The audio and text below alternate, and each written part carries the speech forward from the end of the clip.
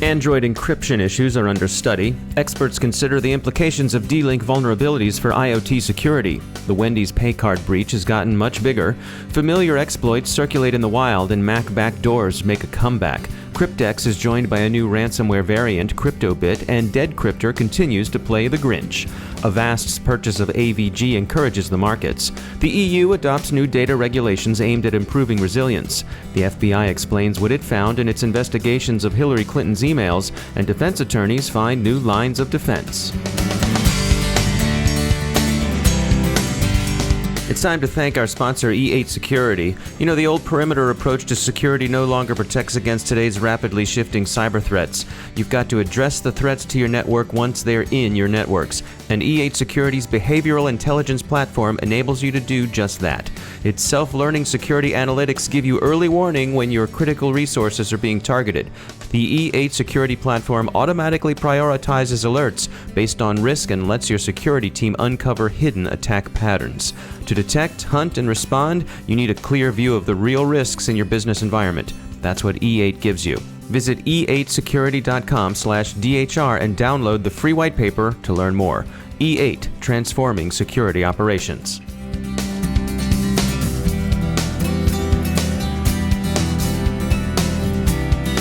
I'm Dave Bittner in Baltimore with your CyberWire summary and week in review for Friday, June 8, 2016. Another encryption issue surfaces in the Android ecosystem. Orange Labs reports that Android's key store default implementation could be susceptible to forgery attacks. It's a proof of concept, not an attack in the wild, but the news is nonetheless unwelcome. Orange Labs says Keystore's hash-then-encrypt authenticated encryption scheme in cipher block chaining mode doesn't guarantee the key's integrity.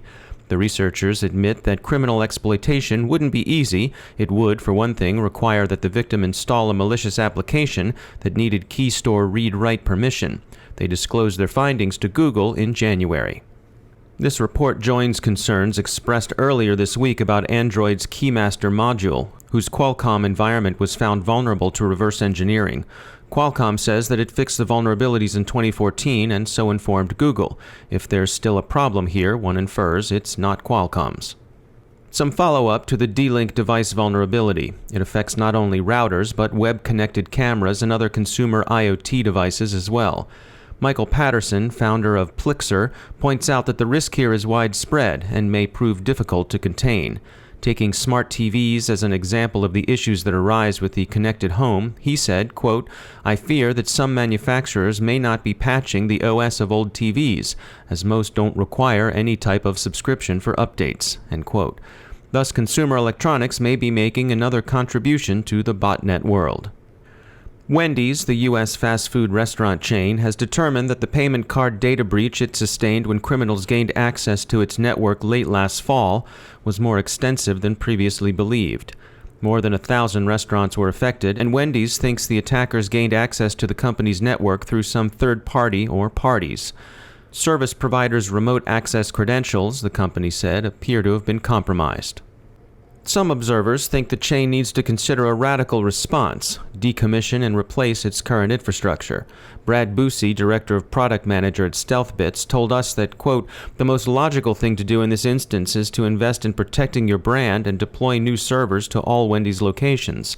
The damage the malware has caused and will continue to cause can't be assigned a simple monetary value. The reputation of Wendy's is at stake, and the quickest and most controlled way to eradicate the hack is to decommission the current store's infrastructure," end quote. He thinks Wendy's might do well to be guided by an analogy with farming. Quote, "When the breadth and depth of an infestation is unknown, it makes the most sense to burn your fields, till the earth, and start over," end quote. We often hear about the contribution data analytics can make to security and how big data analytics in particular can offer insight into defense. Malek Ben Salem from our partners at Accenture Labs talked us through big data and big data analytics. We'll hear from her after the break. Elsewhere in cyberspace, the Kovter click fraud malware is posing as a Firefox update. Users of the Firefox browser should exercise caution. Banks in Japan are sustaining a wave of Beblo Trojan infestations, and the venerable NetTraveler spy tool, which researchers have been tracking since 2012, has returned to targets in Eastern Europe. Mac backdoors are also making a comeback. ESET has found another. Kidnap, which is hunting passwords in Mac keychains. The advantage in ransomware seems, for the moment, to be shifting back toward the criminals. Sucuri has observed a new variant, CryptoBit, being distributed in a campaign called Real Statistics. Real Statistics, which is also pushing the more familiar Cryptex, is using the Neutrino exploit kit and exploiting compromised websites based on the Joomla or WordPress content management systems. Cryptex itself has grown harder to track. It's being distributed in more effectively obfuscated forms, as for example in pseudo-DarkLeech. It now directs victims to a new .onion site for payment. Payment still accepted in Bitcoin, of course, but it's now removed the customer service support it once provided its victims in order to make it easier for them to cough up their ransom. Diedcryptor, the ransomware that struts its stuff as an evil Santa Claus, or more properly, as our editor pedantically insists, an evil Died Moros, is spreading out a bit from its Russian heartland and infecting more English-speaking users, and removes the opportunity to contact customer service. Diedcryptor is still asking for 2 Bitcoin, about $1,300, if you want to be taken off the naughty list. This CyberWire podcast is made possible by the generous support of Cylance, offering revolutionary cybersecurity products and services that proactively prevent, rather than reactively detect, the execution of advanced persistent threats and malware. Learn more at cylance.com.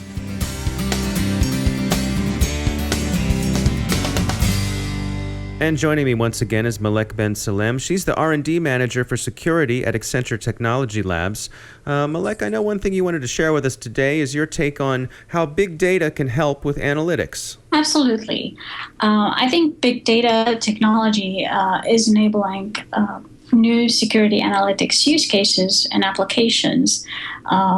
Companies today struggle with their security analytics if they're only collecting data or acting upon data, such as security alerts and events collected by their SIM tools, the security information and event management tools, or by looking at their logs from their firewall servers.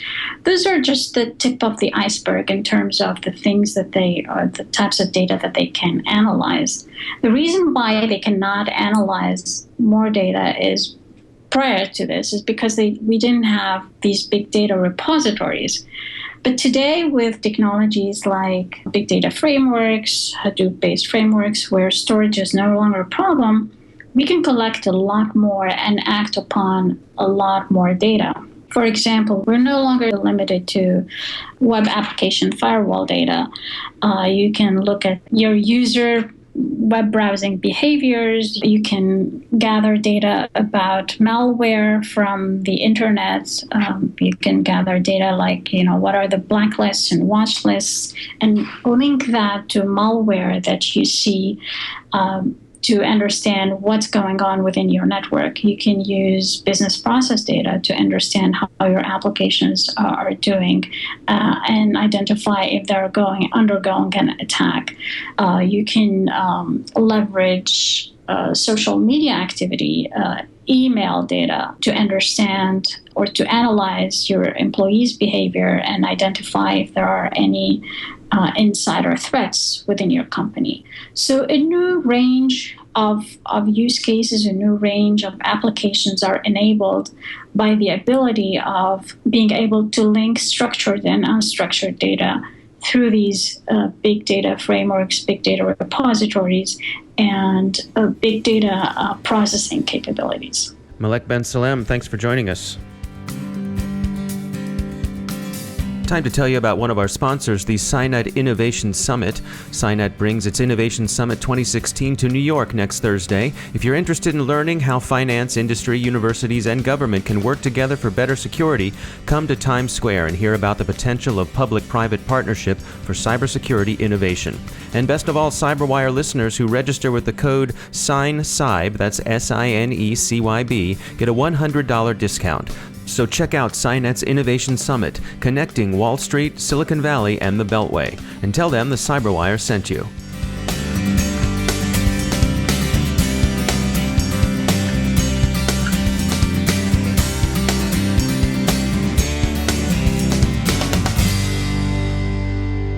In industry news, Avast's move to buy competing and complementary security company AVG for $1.3 billion has had a generally positive effect on the markets.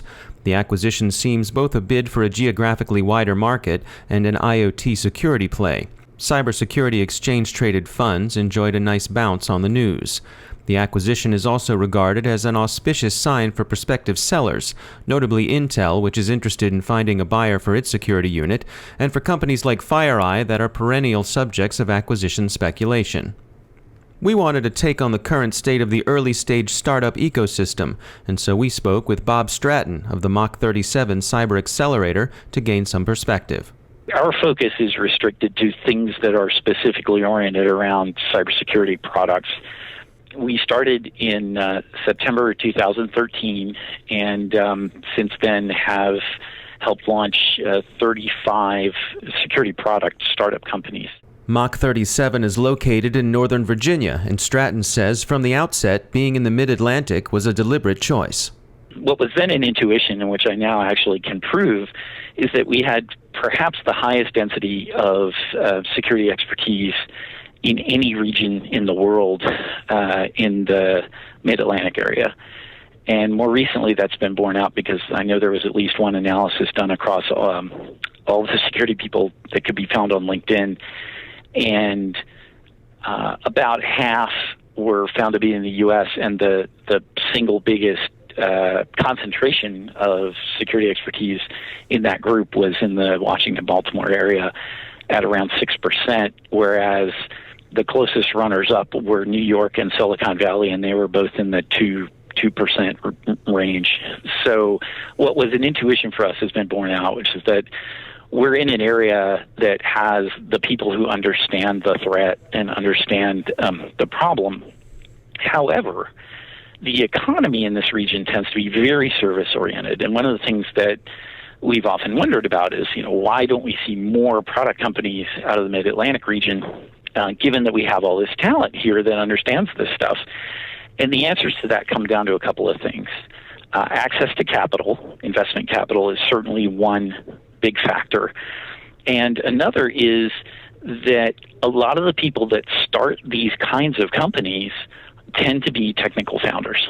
They tend to have come from the technical track initially, and may not, if you're talking about a first-time CEO, for example, they may not have been through some of the more management, traditional business history that startups in other sectors those founders might have come from. So we realized that in order to address kind of all of those things, you needed to do a couple of things. One is you needed to create an ecosystem that would foster access to capital and customers, frankly.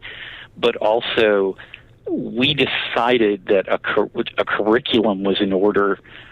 So unlike a lot of other accelerators where the program may consist of office hours with mentors and a dinner once a week, we actually built a 14-week program that is oriented to what my partner, our managing partner, Rick Gordon, calls the cumulatively exhaustive set of things a startup CEO needs to know. Mach 37 typically engages with startups early in the business life cycle. We are usually the first money into a company, first outside investor into a company.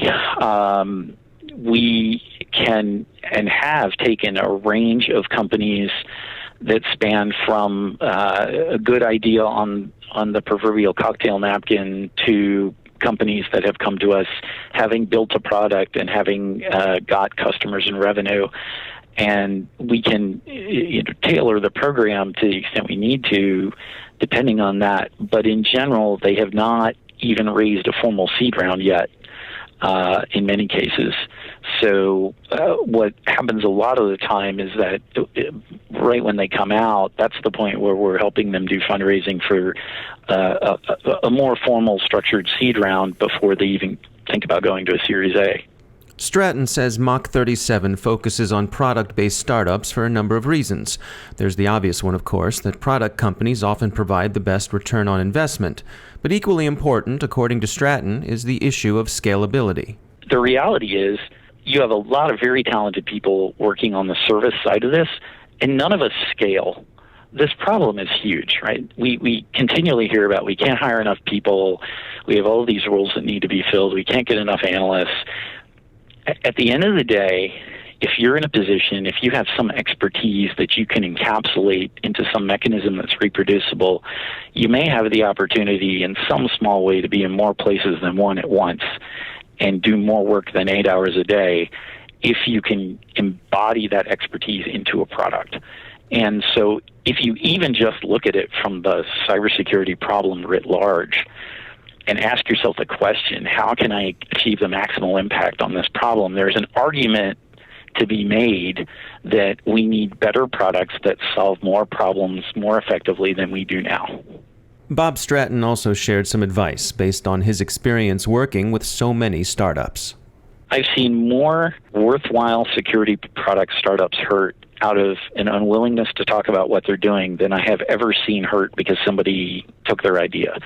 Ideas are a dime a dozen, and they may be brilliant, but execution at the end of the day is really what matters. And so because of our nature as security people, we tend to be very private and very concerned about telling you what we're doing and maybe even, dare I say it, a little bit paranoid. I've seen far more people hurt themselves by being cagey and not engaging with people who might be able to help them than I have ever seen hurt because somebody stole their idea. That's Bob Stratton from the Mach 37 Cybersecurity Accelerator. The name Mach 37, by the way, comes from the speed at which an object must be going to reach escape velocity from Earth. So yeah, pretty cool. In policy news, as companies continue to mull the possible effects of Brexit, the European Union has moved to adopt new cybersecurity rules.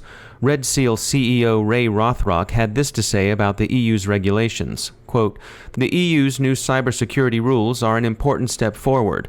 Fundamentally, they recognize that perimeter defenses, while necessary, are not sufficient to stop and, more importantly, recover from a successful cyber attack or disruption.